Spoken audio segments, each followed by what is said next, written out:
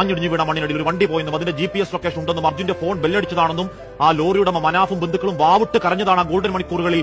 അത് കേട്ടെന്ന് പോലും നടിക്കാതെ ഒരു FIR ഇടാതെ മണ്ണുമലയ്ക്ക് മുന്നിൽ 3.25 ഹിറ്റാച്ചിയുമായി കുഞ്ഞു കളിച്ചവരാണ്. ഇനിയും പൊതിഞ്ഞു പറയേണ്ടതല്ല, അത് പൊറുക്കാവതല്ല.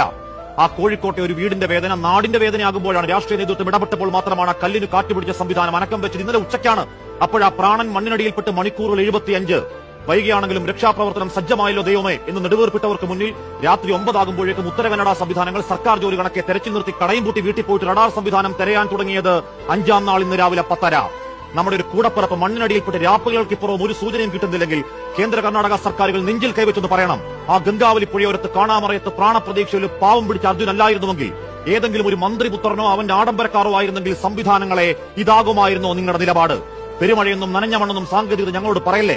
കെട്ടിമുടിയും പുത്തുമലയും കണ്ടവരാണ്, കവളപ്പാറയും കൂട്ടിക്കലും കണ്ടവരാണ്, മഹാപ്രളയം കണ്ടവരാണ്, ജീവൻ പണയം വെച്ചും പ്രാണൻ കാത്തവരാണ്. കഴിയുന്നില്ലെങ്കിൽ മാറി നിൽക്ക്. ഞങ്ങൾക്കറിയാം ഞങ്ങളുടെ കൂടപ്പറപ്പിന്റെ പ്രാണൻ കാക്കാൻ. അത് ബഹുമാനക്കുറവല്ല സാറുമാരെ, സങ്കടത്തിൽ പറയുന്നതാണ്.